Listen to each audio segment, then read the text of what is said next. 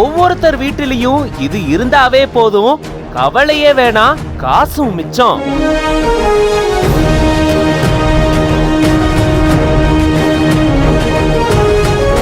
மாட்டு சாணத்தை வச்சே இப்படி செய்ய முடியுமா? மிரள வச்சிருக்கு இந்த வித்தியாசமான அமைப்பு.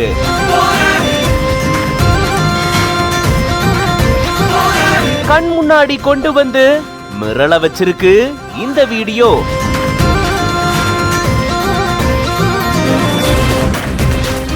நீங்க பார்த்துட்டு இருக்கீங்க இல்லையா, அது என்னன்னு தெரியுதா? இதுதான் பயோகேஸ்ன்னு சொல்லுவாங்க. இது எப்படி ஃபங்க்ஷன் ஆகுது அப்படின்னு பார்த்தீங்க அப்படின்னா, இந்த இதில் இருக்கு இல்லையா, இதில் தான் மாட்டோட சாணத்தை பார்த்தீங்க அப்படின்னா மேக்ஸிமம் உள்ளே அப்படியே போட்டு அதை கரைச்சிக்குவாங்க.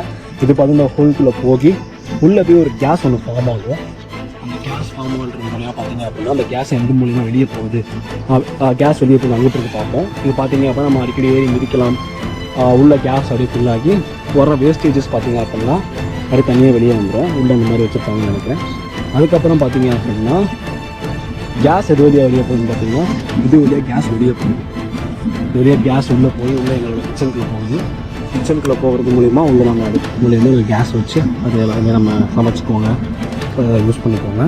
இது ஃபுல்லாக வேஸ்டேஜ் கிடையாது. இதுதான் பார்த்தீங்க அப்படின்னா பாருங்க, கேட்க மாதிரி இருக்குது, எல்லாம் பெருசாக கிட்டத்தட்ட அப்படியே ஒரு 15 ஏக்கருக்கு இதை உரமாக போட்டாலே செம்ம ஒரு மகசூல் கிடைக்கும்னு நினைக்கிறேங்க.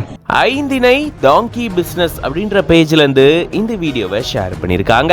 நம்ம பார்க்கக்கூடிய இந்த அமைப்புக்கு பேரு பயோடைஜஸ்டர். இது பல வகையான சைஸ்ல அவைலபிளா இருக்கிறதா சொல்றாங்க. அண்ட் இந்த பேக்கேஜ்ல பாத்தீங்கன்னா anaerobic reactor, inlet outlet tanks, H2S filter, pressure release valve, water traps, biogas, cook ஸ்டவ்னு இது எல்லாமே கொடுப்பாங்களாம்.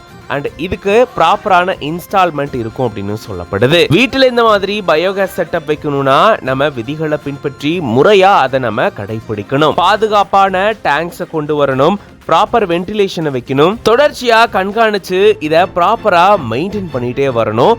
ஒருவேளை எங்கேயாச்சும் வார்னிங் சைன்ஸ் தேவைப்பட்டுச்சுன்னா அந்த இடத்துல அந்த மாதிரியான வார்னிங் சைன்ஸையும் நம்ம வைக்கலாம். இப்படி பாதுகாப்பான முறையில இந்த மாதிரி ஹோம் பயோகேஸ் செட்டப்பை நம்ம கடைபிடிக்கலாம். அப்படிதான் இங்கேயும் பயோகேஸை உருவாக்கி அதுல இருந்து இவங்க சமையல் எரிவாயுவா இதை பயன்படுத்திட்டு வராங்க.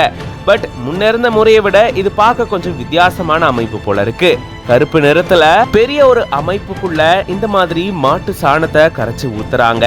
அதுல இருந்து கேஸ் தயாராகுது. அது மட்டும் இல்லாம அதுல இருந்து வேஸ்டேஜ் தானாவே வெளியேற மாதிரியான ஒரு குழாய் அமைப்பும் வச்சிருக்காங்க.